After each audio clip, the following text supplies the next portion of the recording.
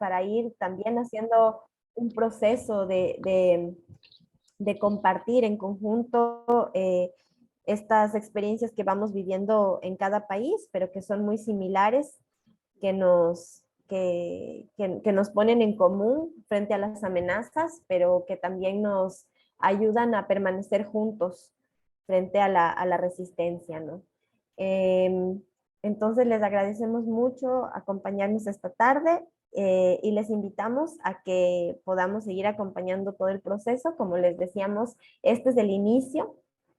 El próximo mes tendremos otros territorios que hemos documentado y a partir de los cuales se ha hecho esta reflexión sobre el desenmascarar el discurso minero en los territorios argentinos, ¿no? Así que les invitamos a eso también para el próximo mes. Y este camino tendrá un espacio final en el que no asistiremos todos, pero vamos a participar también acompañando el proceso, ¿no? Va a terminar en un encuentro presencial en Brasil, en Minas Gerais, uno de los territorios más socavados por la minería. Así que iniciamos el día de hoy este ciclo de webinars y les invitamos a acompañarnos. Para iniciar, quisiera hacer invitarnos a compartir también desde el sentir, ¿no? El 24 de junio en algunos de nuestros países en América Latina se ha conmemorado también el Día de los Campesinos, de las Campesinas, que es un día muy significativo para quienes estamos también enfrentando al sistema extractivista, ¿no?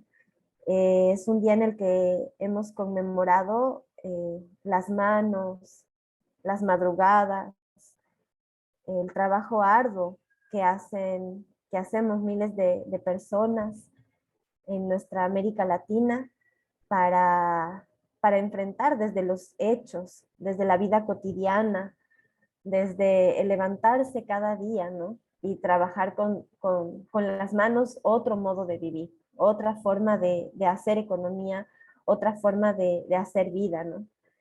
Y que nos permite para quienes estamos también en otros espacios, en las ciudades, alimentarnos, llevar un pan a nuestra boca también y pensar en estas miles de familias, ¿no? Que viven haciendo agricultura, cuidando de la tierra, cuidando de la chacra, cuidando de los huertos. Y recordar y honrar esas manos, ¿no? Esas vidas y esas familias que hacen este trabajo y que al mismo tiempo también nos permiten pensar y reafirmar este derecho a decir no, este derecho a decir agro sí, mina no, este derecho a enfrentar el sistema, como digo, desde la cotidianidad y desde la vida. Y antes de empezar formalmente el evento también, les invito a leer este pequeño texto de Pedro Casaldáliga. Un momentito.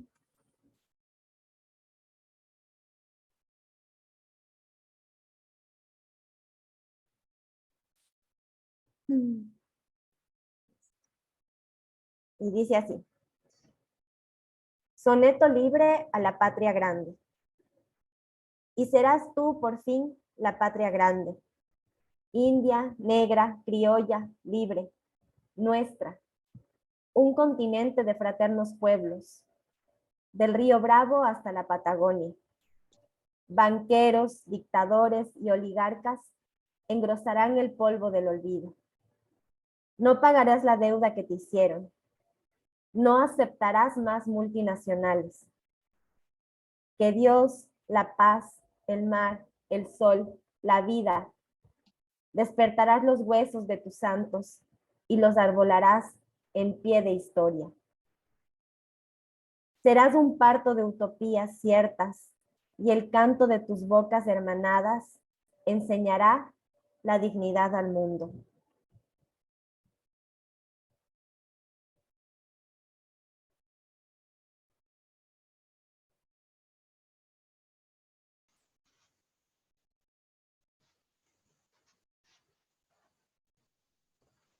Y recordando también en este inicio en el que estamos 50 personas reunidas, pensando en cómo enfrentar este sistema. Honramos también la vida de tantos hombres y mujeres que se han perdido en esta lucha. Víctimas de enfermedades, víctimas de asesinatos, de persecuciones, de la pobreza, del despojo.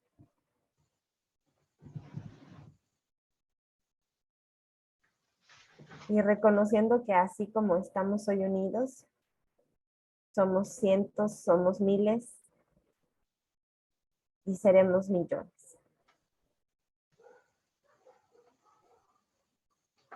Muchas gracias por acompañarnos esta tarde en este webinar que le hemos denominado justamente Desenmascarar el discurso minero. Y para esto invitamos también esta tarde a nuestra compañera, nuestra hermana Yolanda Zurita, que nos acompaña desde Perú. Yolanda es agente de pastoral de la parroquia de La Oroya, del Arzobispado de Huancayo, y ha sido presidenta de la Plataforma Nacional de Afectados en Salud por Metales Tóxicos y Metaloides y otras sustancias químicas. Y actualmente es miembro de la Plataforma de Salud Ambiental y Humana de la región Junín.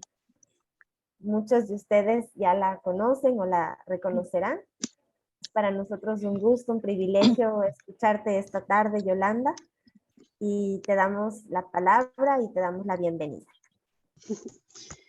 Buenas tardes, bendito es el Señor por darme la oportunidad de poder compartir el día de hoy, ¿no? Con ustedes. Bueno, pues también una actividad ajetreada. Acabo de tener reunión con el Consejo Pastoral de la parroquia de Yauli La Oroya y me estoy dando ya la escapadita para participar con gusto en este evento. Bueno, sí, rápidamente, de repente para darles a conocer mi testimonio, ¿no? Yo soy de La Oroya de nacimiento, mis padres, de parte de mi papá, la familia, son de La Oroya, familiares que sufrieron las consecuencias de la contaminación, ¿no? Bueno, pues en La Oroya se ha desarrollado la actividad metalúrgica, que es una parte de la actividad minera. Bueno, nos contaban mis tíos, mis familiares ancianos, que la empresa ingresó a La Oroya con engaños. En el lugar donde está ubicado el complejo metalúrgico, me comentaban que crecía habían plantones de maíz y eran parcelas de diferentes comuneros. Entonces, como era parcela de diferentes comuneros, era imposible de comprar en forma global, ¿no? Entonces, ¿qué es lo que hizo la empresa? Ubicó a un familiar, a un comunero en Lima y empezó a coordinar. Entonces, él es lo que fue comprando poco a poco las parcelas y ya le fue más fácil a la empresa para poder ingresar solamente mediante un comprador. Fue una de las primeras estrategias que utilizó la empresa, los norteamericanos, para poder entrar a nuestro lugar, a nuestra tierra, a nuestra naturaleza, ¿no? Desde luego, agrediéndole fuertemente. Después, bueno, pues dio una gran expectativa de trabajo, que se va a desarrollar la economía. Si bien es cierto, toda empresa en proceso de instalación requiere de una cantidad de trabajadores, eso no podemos negarlo, ¿no? Pero solamente es proceso de instalación. Entonces, en el caso de La Oroya, por ejemplo, dio la oportunidad para trabajar a 10.000 trabajadores. 10.000 trabajadores que desde luego no eran de La Oroya, sino de otros lugares. Entonces es otro impacto que genera que no hay identidad en La Oroya. No encontramos oroyinos en La Oroya. Posteriormente, sí, es bien cierto que construyó las viviendas para las familias, que el centro de salud, incluso un hospital, Chule, bien conocido, y desde luego por la misma demanda de los accidentes de trabajo y todo eso, tenían pues bien equipado su centro de rehabilitación. Educación, centros educativos con profesores y todo lo demás. Pero esto no era gratuito, sino esto era con la finalidad de que el trabajador tenía que resignarse, tenía que no pedir aumento salarial, no tenía que dar a conocer la afectación a su salud, tenían que estar calladitos porque pues estaban recibiendo los servicios de la empresa, ¿no? Entonces era otra de las formas, otras de las estrategias de este complejo metalúrgico. Para darles un poquito más énfasis, La Oroya es una de las 5ª ciudades más contaminadas del mundo, ¿no? Es la más contaminada del mundo. Entonces, bueno, pues según estudios y todo lo demás, la persona de La Oroya tiene más de 13 sustancias químicas tóxicas en su organismo. Entonces, esto fue una de las primeras preocupaciones como parroquia, como agente pastoral, frente a la afectación en la salud de las personas. Entonces, de aquí ya se desata, nosotros le llamamos las mentiras, ¿no? Que el complejo metalúrgico no contaminaba. Y esos humos que se veían era porque, en fin, eran vapor, que según ellos estaban enfriando las máquinas y eran un vapor. No era contaminación. Esa es una de las mentiras. La otra mentira era que como se llama, que el plomo no hacía daño a la salud de la persona, ¿no? Más por el contrario, que el plomo le hacía más inteligente a la persona, ¿no?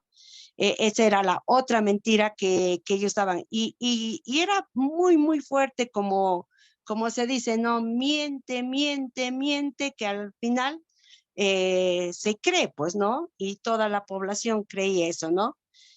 Como proceso nosotros ya de levantar como agenda de preocupación, realizamos pues acciones de incidencia. Uno, por ejemplo, las participaciones en los diferentes espacios para poder levantar como agenda la preocupación de esto de la afectación de los metales. En ese entonces les hablo de 1999, ¿no? Que hablábamos solamente del plomo y dióxido de azufre. Entonces, la otra artimaña que ya, como se llama, utilizó la empresa era campañas agresivos de poder desacreditarnos, intimidarnos mediante varios sistemas. Uno, a través de tu familia, otro a través del sector donde tú vives y otro por la institución que tú estabas participando. Por ejemplo, en el caso de la parroquia, recortaron ¿cómo se llama? La colaboración que daban los trabajadores para la parroquia. Ese es uno. Otro, que intimidaron a los trabajadores que eran de parroquia, que si le dejaban trabajar, a caminar a Yolanda Zurita, le iban a despedir, ¿no? El trabajo. Incluso hubo despidos masivos. Pero pese a todo eso, nosotros en eventos le sacamos la máscara a los funcionarios de la empresa, de cómo se llama, visibilizándose que sí había presencia de metales en nuestro organismo. Y la otra ya es pues una, ¿cómo se llama? Una constante lucha, ¿no? Resistencia, que el otro ya ellos desataron, sí, es cierto, la población de la Oroya tiene plomo en su organismo, pero es por culpa de la madre, porque esa madre de familia nunca en la vida le ha enseñado a ducharse, los hábitos de higiene a sus hijos, y por eso, por cochinitos, tienen plomo en la sangre de los niños, ¿no? Entonces, ¿qué madre podía, pues, ¿cómo se llama? Decir, sí, mi hijo tiene, tiene plomo, tiene eso, ¿no? Y bueno, pues ya caminando, vimos, y sí, desde un principio hemos construido una propuesta, ¿no? La propuesta de todas maneras de uno que tenemos que tener un programa integral de salud gratuito para todas las personas de la Oroya, el otro, el control y mitigación de las emisiones, porque esos humos eran muy fuertes.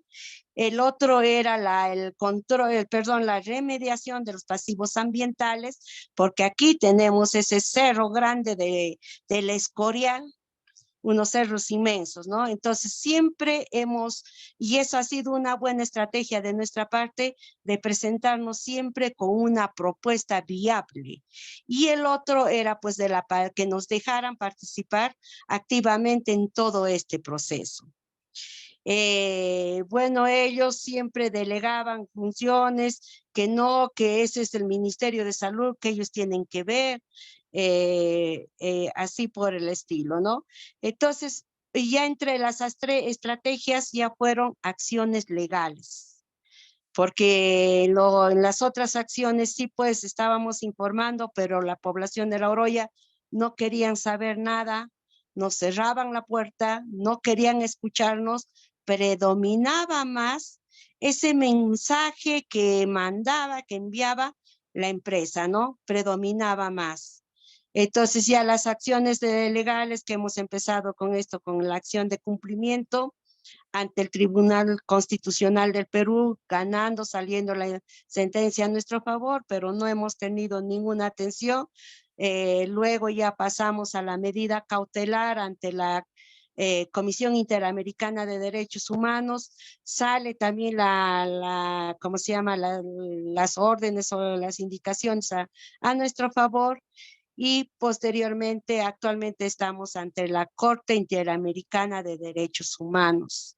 Entonces, con esta propuesta de pedir, no estamos pidiendo indemnización, y eso es otro punto que ellos daban a conocer, que nosotros luchábamos por indemnización, que nosotros éramos ONG, que nos estábamos beneficiando, ¿cómo se llama? A costa de esto del tema de la contaminación ambiental, nos estábamos beneficiando en dólares, y así sucesivamente muchas campañas que ¿cómo se llama? Sí, nos desmoralizaban, bajaba toda esa resistencia, pero gracias a Dios y por el mismo acompañamiento así de redes, ¿no? Y ahora en Nodo, eso nos ayuda para poder continuando, seguir adelante. No es fácil la vivencia en esta resistencia, no es fácil, pero gracias a Dios podemos seguir adelante.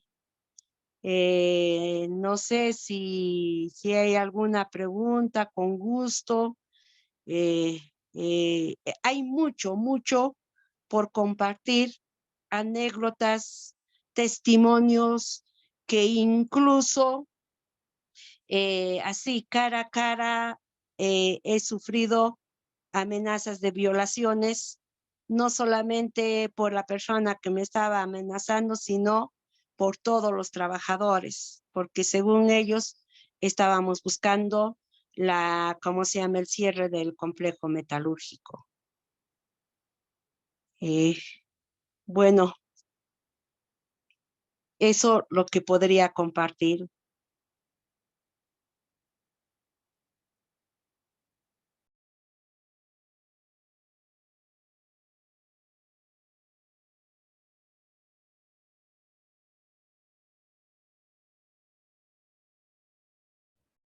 Te agradecemos muchísimo, Yolanda. Am, Acogemos tus palabras, tu valentía en todos estos años. Quienes conocen la historia de Yolanda la habrán visto, la recordarán en todo este camino, ¿no? Enfrentando, pensando,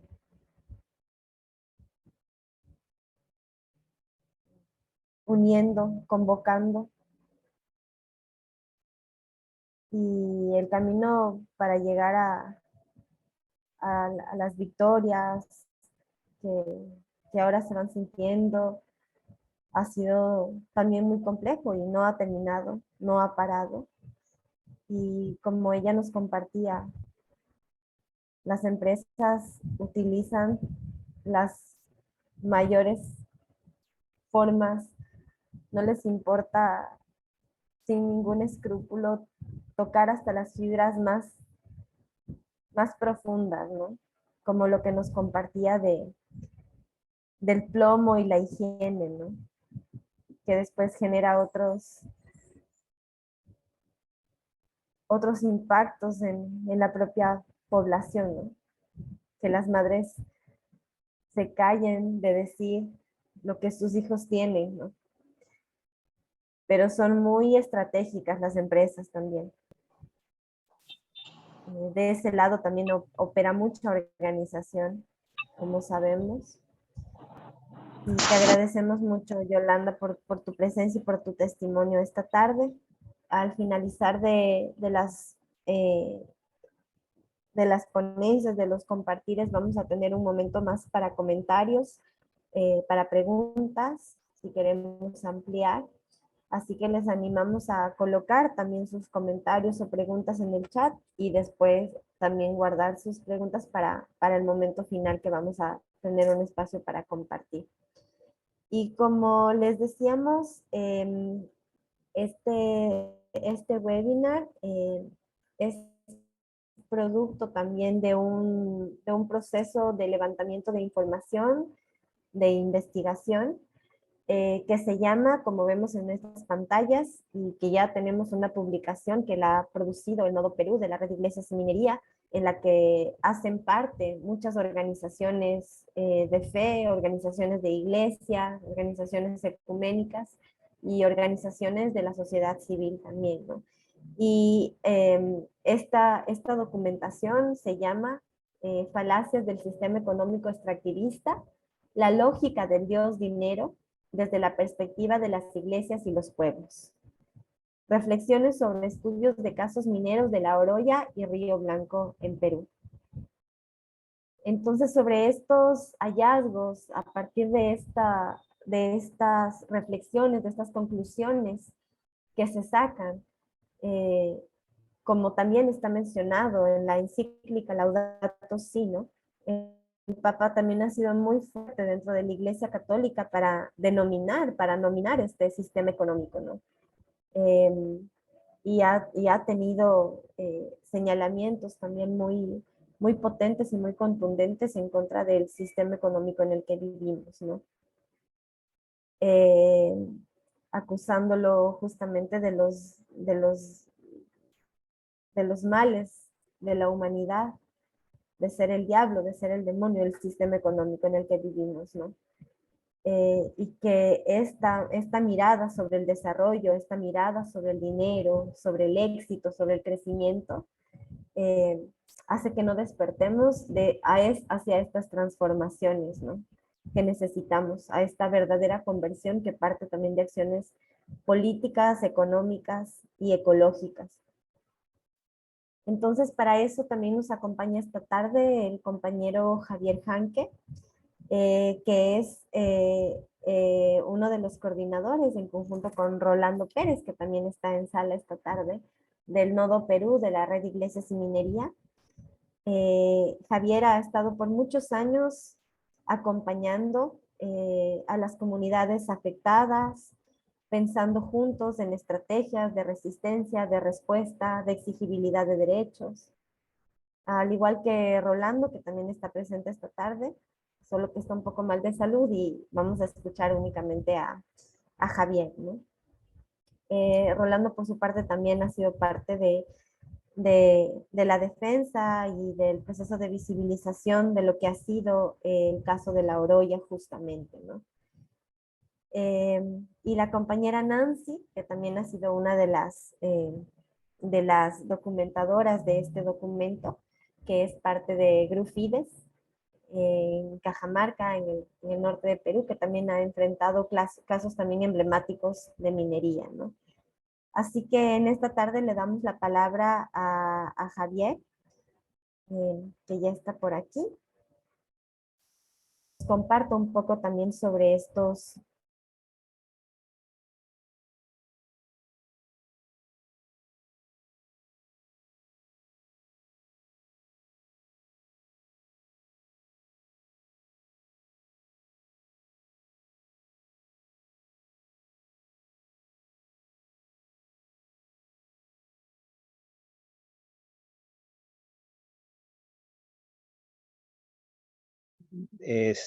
Somos 25 instituciones que conformamos el Nodo Perú a nivel nacional en nuestro país. Y ese ha sido un proceso participativo de todas las instituciones, en el cual decidimos abordar especialmente dos casos. Uno de una situación crítica de años de afectación de derechos y de ambiental de parte del complejo metalúrgico de Oroya que ha mencionado nuestra compañera Yolanda Zurita. Y por otro lado, el caso Río Blanco en el norte del país. La Oroya es en el centro del país, en la región Junín, en el Perú. Y en caso de Río Blanco es en el norte del Perú, en las regiones Piura fundamentalmente, pero también va a afectar el norte de Cajamarca, las provincias de Jaén y San Ignacio. En Piura fundamentalmente son las provincias de Ayabaca y Huancabamba en las que están afectadas. Y seguramente un tiempito más después de mí, nuestro compañero Lupo Canterac, que nos acompaña el día de hoy, y que es directamente de la región, nos pueda complementar algunos elementos de este caso, ¿no? Yo quería, más bien, justamente como decía Rolando, nuestro compañero Rolando Pérez, somos una coordinación también, co-coordinación en la lógica ecuménica, ¿no? En mi caso, yo también soy de la Comisión Episcopal de Acción Social, SEAS, en el Perú, y Rolando es de Paz y Esperanza, que es una institución vinculada a la iglesia evangélica, especialmente la iglesia reformada, ¿no? Las iglesias reformadas. Y en esa lógica ecuménica hemos hecho este trabajo, también entendiendo que ha habido un acompañamiento especial de todas esas iglesias en ambos casos, y tenemos esa mirada, esa experiencia de poder mirar lo que ha ocurrido desde los ojos de nuestras compañeras y compañeros, como Yolanda, como Lupo, como Martín Vidal, que también está en camino y hoy día no va a poder quizá entrar, ojalá que sí, y que han estado acompañando y caminando junto con la gente, ¿no es cierto?, en las situaciones críticas que han vivido frente a la imposición del extractivismo minero, ¿no? Y algunos elementos que voy a ir compartiendo, voy a compartir un PPT, pero rapidito voy a tratar de hacer esto, Daniela. ¿Sí se ve? Sí se ve, ¿no? ¿Me ayudan? Aún no, Javier. No lo vemos aún. No se ve. Ya. Ya, a ver, vamos a ver. A ver ahí. Ahí tienes el coanfitrión. Ya, ahora sí. Ujú. Sí. Ya, espérate. Vamos a poner. Muy bien, entonces estos casos, ahora sí, reflejan Debe este estar es el arriba. documento mismo que nos compartió hace un momento Daniela, que es el que El jueves. Ah, tiene y que luego lo vamos a compartir, Daniela. Te mandé la versión, que la podemos compartir en el chat al final del documento para que lo puedan tener en versión virtual, primicia. estos fundamentalmente hallazgos y conclusiones respecto al actuar del dios dinero, ¿no? En nuestros países respecto al tema de las actividades extractivas mineras, fundamentalmente. Y hallazgos que podemos ver de manera muy general, voy a correr un poco, porque es bastante amplio y el tiempo es corto también. Primero, para comenzar, evidentemente la oferta económica, el tema económico del capitalismo, ¿no es cierto?, se convierte en una estrategia perversa, ¿no?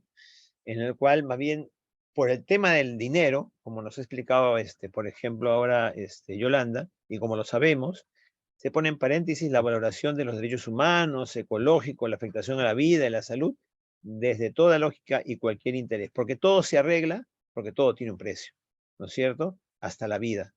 Y en esa lógica de precios, en la cual la vida también lo tiene, ¿no es cierto?, se mira siempre a quienes a los que intentamos de alguna manera levantar la voz, ¿no es cierto?, en esa narrativa como enemigos, como el diablo, como decía Daniela, ¿no? En una lógica también en la cual ingresan operadores religiosos también en estas instancias, con la famosa teología de la prosperidad, ¿no es cierto?, que utiliza los recursos, ¿no?, que llama para que utilicen los recursos porque han sido dispuestos por la obra de Dios, por la creación, para el uso del hombre, ¿no? Y entonces, lo principal aquí es que el hombre los utilice y no importa los impactos que puedan generarse, ¿no? Esto busca de legitimar, ¿no?, la lógica profética de una teología que busca más bien el cambio social y el bienestar, el bien común, ¿no?, y a la persona como centro, ¿no es cierto?, no al dinero como centro. Esa es una evidencia también de una situación que ha empezado a generar el recurso económico en un cambio de perspectivas al interior también de las iglesias, ¿no es cierto?, y que están algunas de ellas planteando algunas perspectivas, planteando estos intereses para su propio beneficio, ¿no? Y narrativas también proextractivistas y del Estado que buscan legitimar, ¿no?, de esa manera esta explotación, asegurando que la minería es el motor económico, que es la única que puede generar crecimiento en el país, ¿no?, es la única que puede generar redistribución económica. Sin embargo, cuando empezamos a ver la práctica, que estas ganancias, cómo se reparten y qué es lo que consideran o no, no vemos que no contemplan las pérdidas de biodiversidad, el deterioro de los ecosistemas, la pérdida de costumbres ancestrales de los pueblos, ¿no?, originarios, y hasta el desplazamiento de pueblos, como ha ocurrido, por ejemplo, en el caso de la Oroya que nos compartía nuestra compañera Yolanda, ¿no? Y esas narrativas son las que se buscan imponer, como les decía, en esta lógica de quienes tienen una perspectiva diferente, bueno, son enemigos del desarrollo, se oponen a la minería, no presentan otras opciones, desconociendo también las opciones que tenemos en nuestros países, con grandes potencialidades, ¿no?, como la agricultura familiar, la orgánica, que en la pandemia fue la que mantuvo la posibilidad de supervivencia de las personas cuando estábamos con inamovilidad, ¿no es cierto?, el turismo comunitario, vivencial desde las propias comunidades y las otras formas de originar ingresos de parte de las economías sociales sostenibles de nuestras comunidades, ¿no?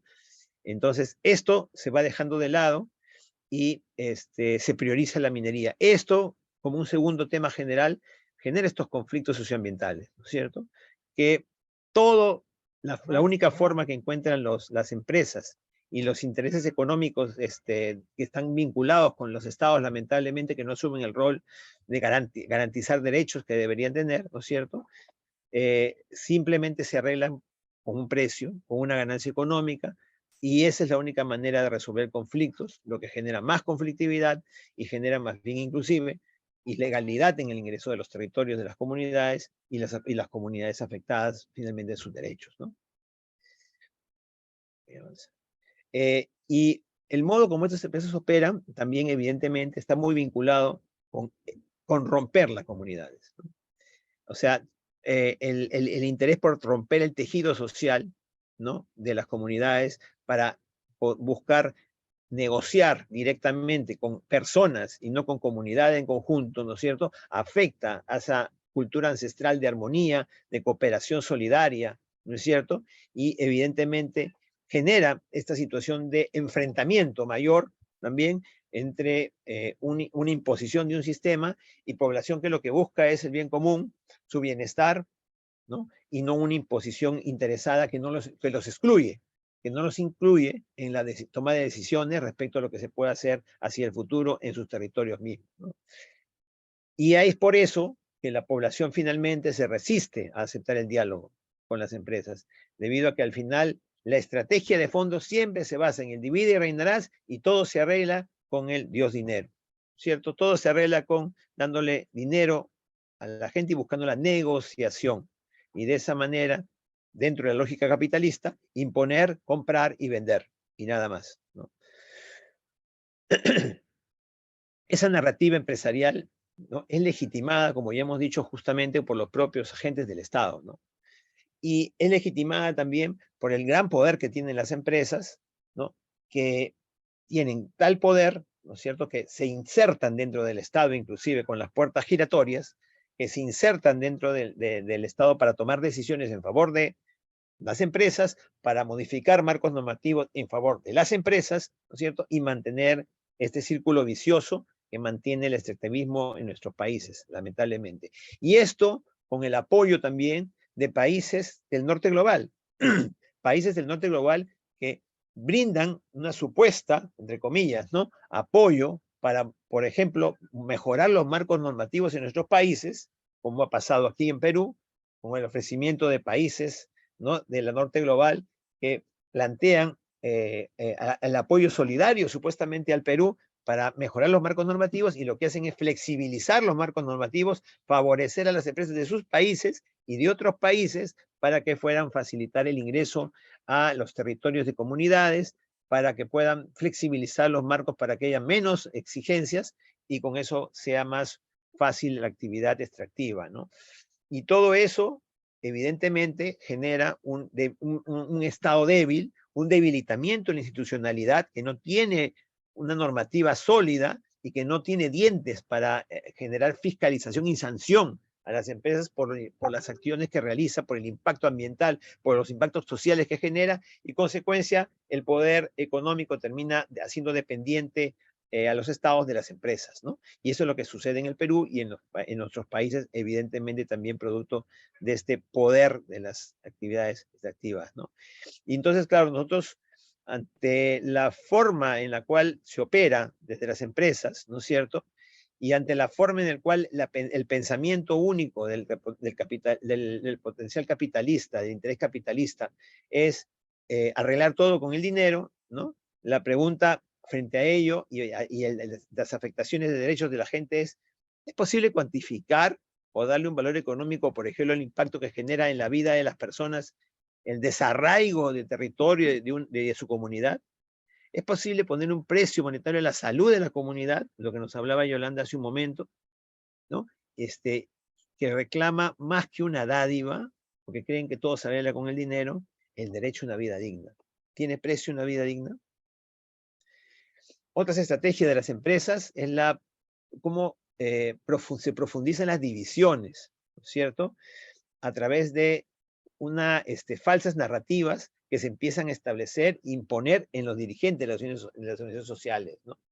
Y eso ayuda mucho también las campañas de difamación que existen a nivel de espacios, de radios locales, especialmente en las zonas rurales, las radios en nuestros países, supongo que ellos también, en el Perú es importante la presencia de la radio, y estos son espacios que se toman, se apoderan con los intereses económicos que existen, y por eso se empieza a generar una serie de narrativas que empiezan a poner dudas en la gente, ¿no? No, estos viven de ustedes, solamente están apoyándoles porque quieren vivir de su conflicto, y siempre se va a tener su conflicto, y ustedes, algunos dirigentes, lo que decía Yolanda, ¿no?, viven de ustedes porque ustedes les pagan, lo que es falso, ustedes les pagan para que estén realizando estas acciones en contra de la empresa que nos da empleo, etcétera.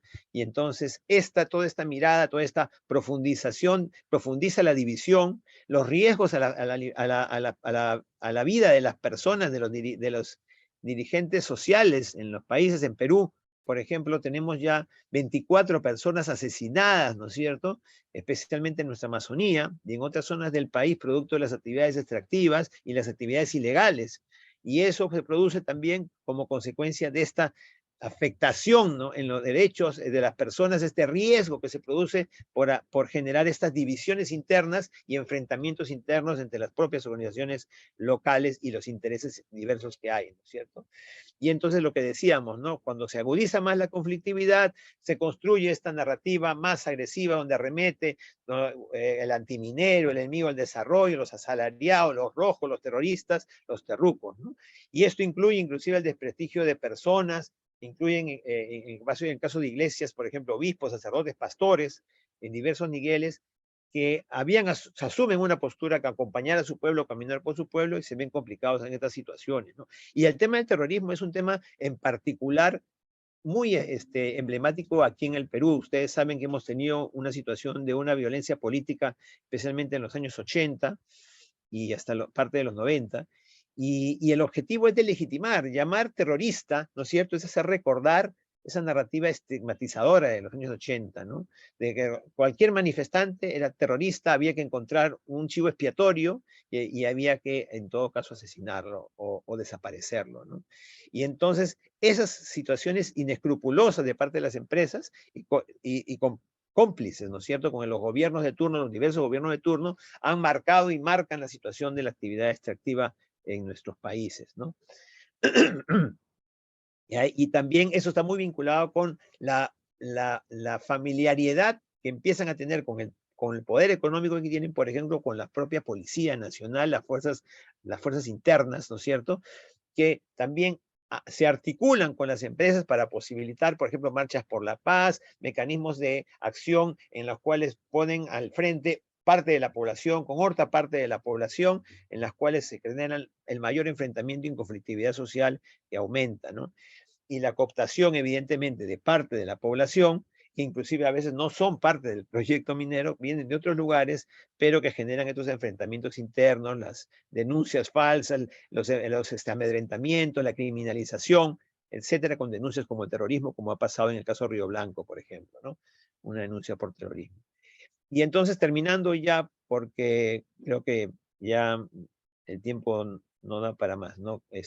Daniela, se evidencia el apoyo del Estado en favor de las empresas, que no juegan un rol garante de derecho, como mencioné, y al ser cortado por las empresas mineras, los estados intervienen en situaciones tan graves como favorecer la creación de organizaciones paralelas, con lo que ha pasado en el caso de Río Blanco, generando organizaciones como un frente local que es de la comunidad. Entonces la comunidad se busca dividir y queda, como les dije, a merced de estos intereses, ¿no es cierto?, defensoras y defensores de su territorio y del ambiente, que son amenazados, criminalizados y en algunos casos asesinados, ¿no? Yo creo que llegaría hasta allí por el tiempo,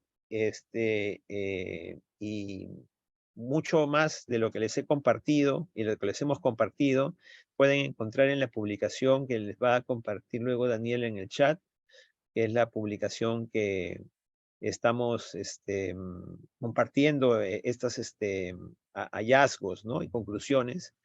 Les compartimos a partir de estos casos y que creemos que también evidentemente hablamos de situaciones muy similares a lo largo de nuestra América Latina en general, Daniela.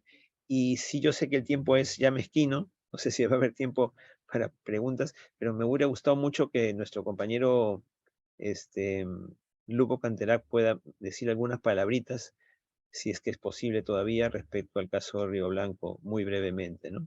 Y bueno, muchas gracias. Muchas gracias, Javier. Creo que es muy, muy contundente también lo que el estudio que nos compartes, y muchos de los compañeros y compañeras aquí presentes reconocerán esos comportamientos, ¿no? Y nos ayudarán a reflexionar sobre otros que quizás no los hemos analizado aún. Creo que vale mucho la pena que el compañero Lupo, que está aquí presente, pueda dar unas palabritas sobre el tema de Río Blanco, justamente, que es otro de los casos sobre el que Javier ha compartido las conclusiones. Y vamos a compartir el documento, y creo que también sería importante, Javier, el PowerPoint con las conclusiones que tú has compartido también podría ayudar. Lupo, ¿estás por aquí? Y hola, buenas tardes a todos y todas. Saludar y dar mi fraterno saludo a Yolanda, con la cual nos hemos conocido desde hace varios años atrás. Efectivamente, en el caso de Río Blanco es un caso emblemático debido a que en nuestra región hay que poner en claro que no tenemos todavía explotación de la gran minería. Lo que hay en la zona son rezagos de una minería informal, ilegal, que también ha sido promovida por estas grandes empresas porque no se les ha dejado, digamos, participar, ¿no? O ingresar al territorio. Río Blanco es, hasta el momento va pasando por 3 dueños. Primero fue una empresa Coripacha, que luego la compró o le vendió, digamos, a una empresa ¿no? británica que se llamó Monterrico Metal, y luego esa empresa le vendió a un consorcio chino, ¿no? Y que tiene el nombre de, no, el consorcio Sijin. La característica principal de este proyecto, digamos, es la oposición que hay muy fuerte de la población aledaña a este local, al lugar donde se va a desarrollar el proyecto. Se vienen realizando diferentes movilizaciones. Las últimas que hemos tenido es el día 14 de mayo en la provincia de Ayabaca, y el 22 de mayo fue en Ayabaca y el día 14 fue en Huancabamba, ¿no? En ambas movilizaciones, el 14 de junio, en ambas movilizaciones han sido mucho más participativas. Se ha notado la presencia de dirigentes, de pobladores, de ronderos, de campesinos de diversos lugares que han llegado a apoyar a las poblaciones aledañas en relación al conflicto minero, ¿no? La característica de esto es que este proyecto está ubicado en las zonas de páramos y bosques de montaña, que son las únicas fuentes de donde se provee el agua para la región. Y la población lo tiene muy claro, que al afectar a estos ecosistemas que son inclusive muy frágiles, puede verse afectada el tema del agua y la reducción, tanto para la producción como para el consumo humano. Y esto es lo que la población no quiere y trata de evitar. Y efectivamente la empresa, tanto como cuando estaba en manos de Monterrico Metals, como ahora está en la empresa de los chinos, intenta en todo momento de tener promotores que los hace, digamos, infiltrar en las organizaciones. Tiene medios de comunicación, radios locales, como decía Javier, y tiene también el apoyo del Estado, ¿no? Y eso lo podemos notar en la diversidad inclusive de normas que se están dando últimamente, justamente para dar mayores facilidades a la inversión minera y al desarrollo de la minería. Y acá en esta región, como reitero, estamos en esto. Es un conflicto que tiene varios años.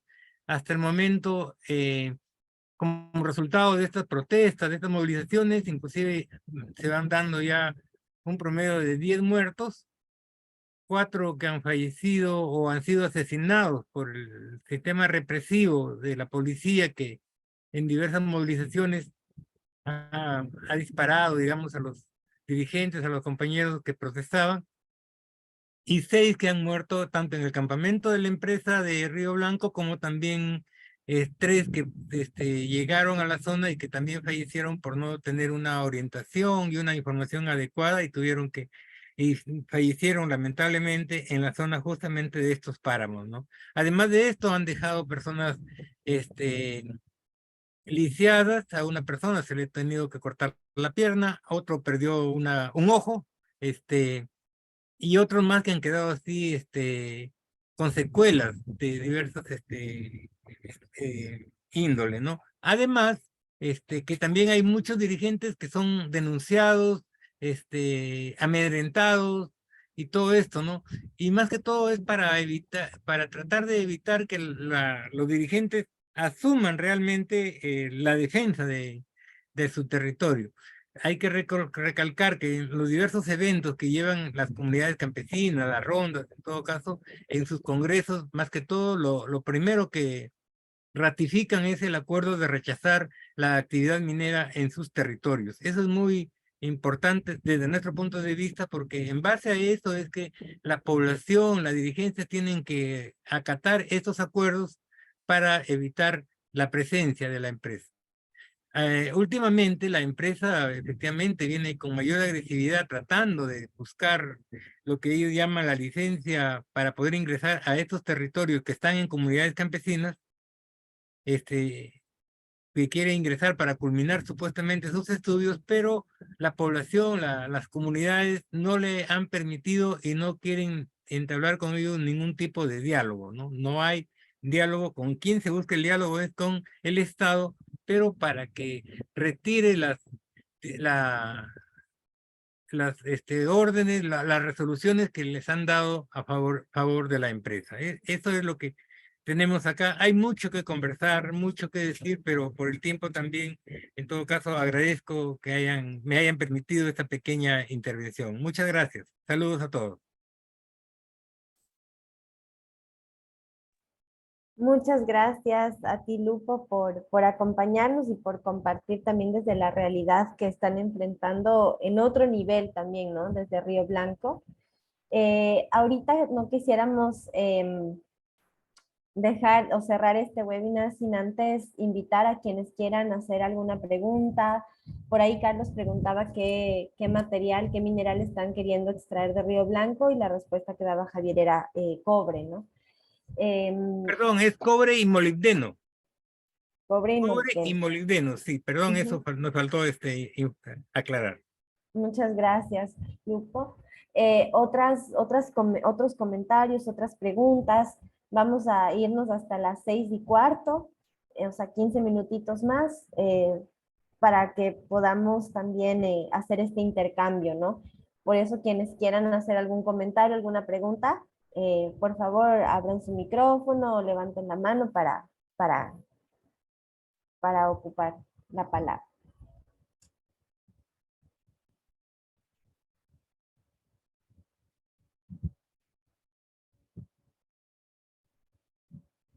A ver, aquí tenemos una mano levantada. No sé por qué no puedo ver. Si pueden abrir su... Ahí está, Monseñor Giovanni. Muy buenas tardes a todos. Considero que las estrategias de las compañías mineras todas son igualitas, ¿no?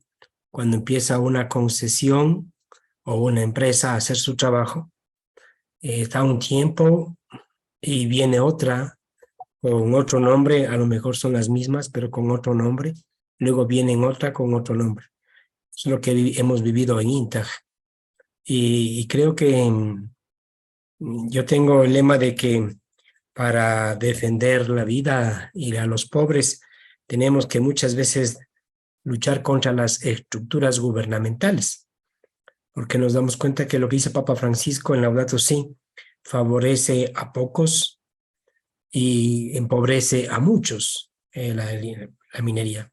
Y siempre estamos con el impacto ambiental. Ahora que estamos próximos a lo del ITT aquí en el Ecuador, sí nos preocupa qué resolución tome el país ante esta situación, porque en muchas ocasiones se analiza el ITT desde el aspecto económico y político, y nunca se ve sobre el aspecto ambiental, ¿no? Priva lo económico, como decían antes, y creo que hay que buscar alianzas estratégicas entre diferentes redes que podamos informar a la comunidad, en este caso nuestro, al país, porque siempre hay corrientes fuertes. Lo más absurdo que escuché hace poco era que las compañías madereras apoyan a los ecologistas para que la ley del ITT, la consulta del ITT sea sí a mantener los recursos dentro para ellos entrar. O sea, siempre tenemos que luchar contra estas, como decía la compañera primera que habló, con la cantidad de mentiras que meten a la gente, y lo cual a veces nos da dolor escuchar los insultos, diríamos, en las mentiras que nos acogen, ¿no? Por eso creo que este compartir es muy rico para seguir compartiendo lo que hemos hecho y lo que vivimos, ¿no? Así que ánimo a todos y muchas gracias por dejarme compartir. Muchas gracias a usted, monseñor, y le animamos también a seguir. Le tomamos como un miembro ya de la red, así que le invitamos y vamos a seguir acompañándonos muy de cerca. Ahí habían algunas otras preguntas en el chat. Carlos preguntaba a Yolanda, ¿no? Sobre algunas cuestiones que resumo un poquito, ¿no? Yolanda, la pregunta era para ti. ¿Qué minerales están sacando de la Oroya? Lo otro que preguntaba Carlos era si es que qué rol o qué papel ha tenido la Defensoría del Pueblo, si es que les está apoyando. El otro también era sobre el tema, qué es lo que piensan y sienten los padres sobre el tema de la salud y la contaminación en sus hijos. Ya. Bueno, también por ahí vi algo, qué estrategias, ¿cómo se llama?, se han utilizado en este caminar, ¿no? En este proceso. Empezaría por ahí. Las estrategias fue uno de realizar eventos invitando al sector privado, al Estado, a profesionales imparciales y a la iglesia. Entonces, la estrategia era que primero le presentábamos al sector privado, al Estado, y luego ya dábamos a conocer la información independiente de nuestros profesionales. Ese es por un lado. Ahora, otro era que habíamos preparado un material, las verdades de las mentiras.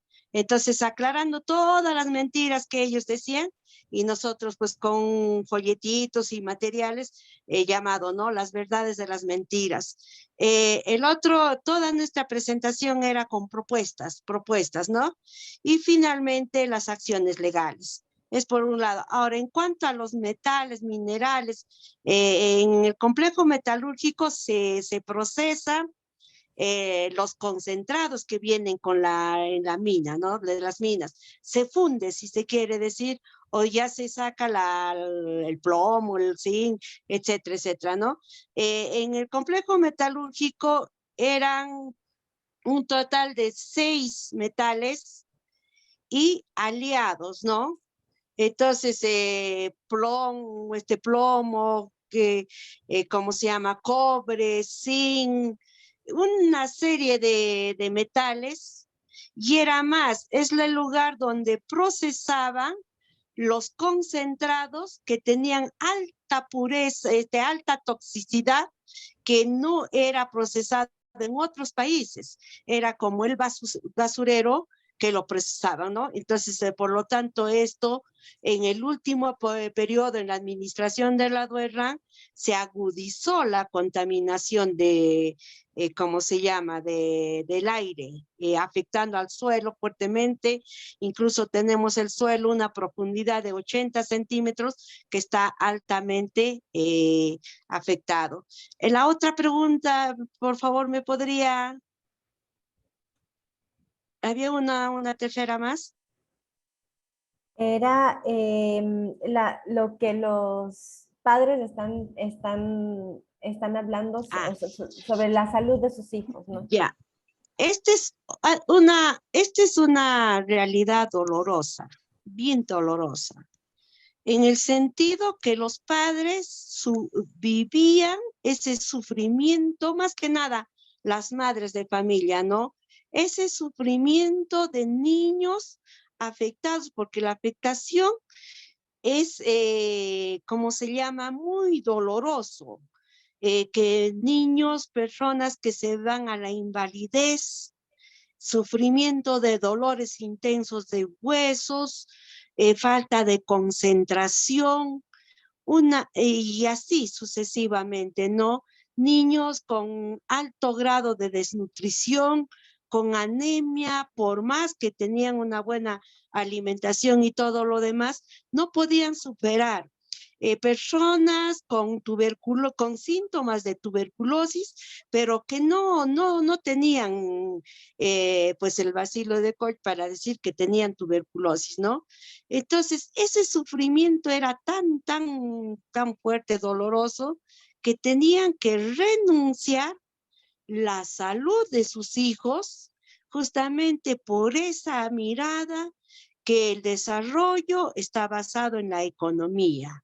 El desarrollo está basado pues en el dinero que ellos tenían, ¿no? Si bien es cierto, ellos reemplazaban la salud de sus hijos con un buen lapicero, con una ropa de marca, con artefactos eléctricos de última moda y todo lo demás, pero por dentro era un sufrimiento muy fuerte. Muchos padres perdieron a sus niños, inclusive con comentarles que hubo una gran cantidad de muertes de niños de menores de 1 año que gracias a esa muerte que fueron obligados a ser sepultados en un distrito cercano a La Oroya, y gracias a ese ingreso construyó ese distrito su local de la municipalidad.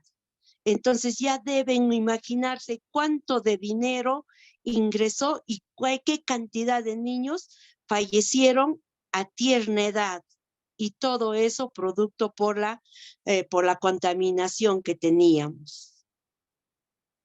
Gracias. Muchas gracias. Gracias, Yolanda. En honor al tiempo, quisiera terminar con una pregunta para Lupo. Tenemos 4 minutitos antes de cerrar. Hay algunos resúmenes de preguntas, ¿no? Ahí en el chat. Y Antonio hace preguntas sobre el tema de las inversiones en Río Blanco, el tema en esta reflexión sobre que el Estado va a participar condicionadamente en alianza con la empresa, ¿no? Entonces, ¿qué tipo de inversiones privadas hacen falta o se miran, ¿no? Para cerrar las brechas que existen también en acceso a servicios. No sé si Lupo, Javier podrían comentar algo. Sí, lo que podría decir es que el proyecto está, digamos, presupuestado por parte de la empresa misma de un promedio de 2.900 millones de dólares para iniciar el proyecto. Eso es lo que ellos han manifestado que es lo que cuesta el inicio de este proyecto. Y luego, hasta ahora no sabemos alguna última información que se tenga, pero el Estado no tiene, digamos, una participación directa en esto, ¿no?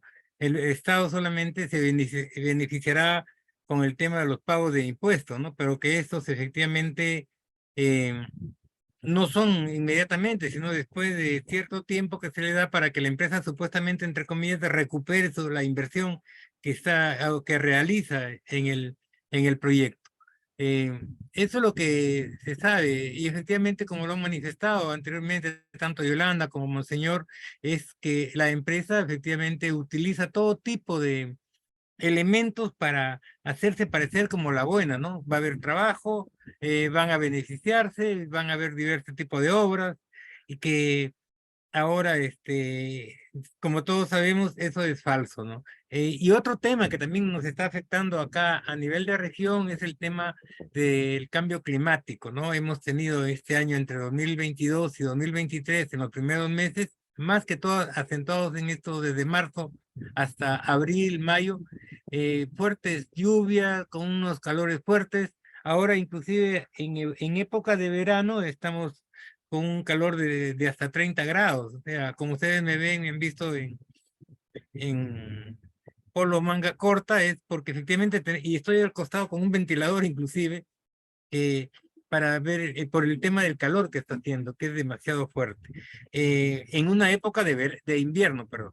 Entonces, eso es lo que afecta y es muy posible que, según todas las predicciones, es que a partir de agosto hay un 84% de posibilidades de que venga el niño y en características muy fuertes, ¿no? Y esto lo vemos, por ejemplo, en el caso del Ecuador, que han habido lluvias en el sector de Esmeraldas y que han sido muy fuertes el 6 de junio, si no me equivoco, 6 o 4 de junio, y que esperamos y que lo que se espera es que ese tipo de lluvias justamente pasen a esta parte norte del país.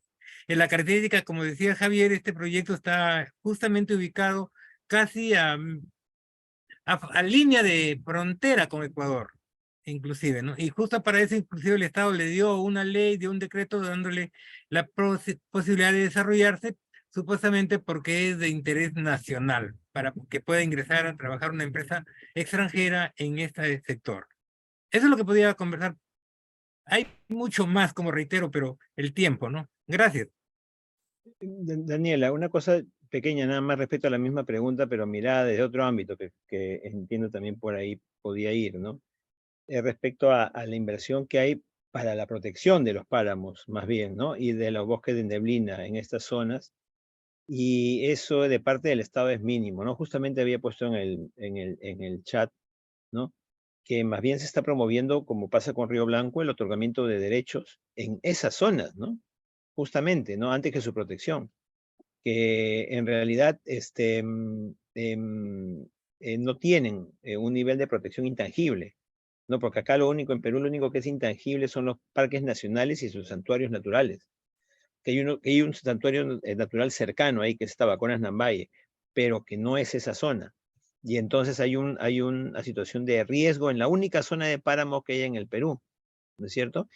Y en la pérdida de una zona de este tipo, que donde se genera el agua, ¿no es cierto?, para la región. El agua, la mayor parte de la región Piura se genera allí, ¿no es cierto? Y el agua para el norte de Cajamarca, para San Ignacio y Jaén, las dos provincias, se genera ahí. Es parte inclusive de la cuenca amazónica, el río Chinchipe. Entonces yo me pregunto, como por ahí preguntaban también, cuando hay millones de soles, ¿cómo hacemos con millones de soles para generar agua? O sea, somos partícipes de la creación nosotros para poder generar agua. Ya Nancy Fuentes, ahí está de Yanacocha, les vendió la historia de Conga, ¿no es cierto? Que iban a secar dos lagunas, ¿no? Para poner dos lagunas nuevas, porque ellos pues eran Dios y podían generar que el agua caiga en esos reservorios, ¿no? Entonces, hay cosas pues que con la plata no se pueden, ¿no es cierto? Comprar nuevamente, digo, para terminar, ¿no? Y creo que es importante tener en cuenta elementos suficientes para tomar decisiones y escuchar a la gente, sobre todo, ¿no? Creo que ese es el gran problema que hay, que no se escucha a la gente porque se siente que quienes toman las decisiones son los que saben, porque está sentado en un escritorio, ¿no es cierto? Y sin la gente y sin saber sus potencialidades y las decisiones que les afectan o no les pueden afectar, siempre vamos a tener esta conflictividad y estas decisiones que pasan por encima de la gente y afectan su vida, su futuro, y favorecen a algunos cuantos en nuestros países. Eso. Bueno, muchas gracias Javier, Yolanda, Lupo y a todas y todos quienes nos han acompañado esta tarde, a quienes han sido parte también de la elaboración y el levantamiento de este documento del Nodo Perú y quienes están iniciando también este camino en el que vamos a participar también el próximo mes, el día 11 de julio, va a ser el siguiente webinar sobre este mismo tema, desenmascarar el discurso minero, pero ahora nos vamos al sur de nuestra América Latina, nos vamos a Argentina a analizar también los casos de minería en Argentina. Así que les esperamos para el 11 de julio, que ya lo vayan reservando en sus agendas a esta misma hora, y les haremos llegar la invitación también y les invitamos a que sigan compartiendo estas invitaciones en sus grupos, en sus núcleos de trabajo, para que podamos seguir desenmascarando este discurso minero. Les agradecemos mucho su presencia, su participación, y un aviso importante, un anuncio parroquial muy importante. Nos vamos a quedar en una reunión cortita. A todos y todas quienes hacen parte de los nodos de iglesias y minería, Nodo Argentina, Nodo Perú, Nodo Colombia, si está aquí, Nodo Ecuador, les invitamos a que, Nodo Chile, si están aquí también, a que se queden quienes hacen parte de los nodos. Y con los demás, muchísimas gracias y les invitamos y nos esperamos el próximo 11 de julio. Perdón, Dani, pero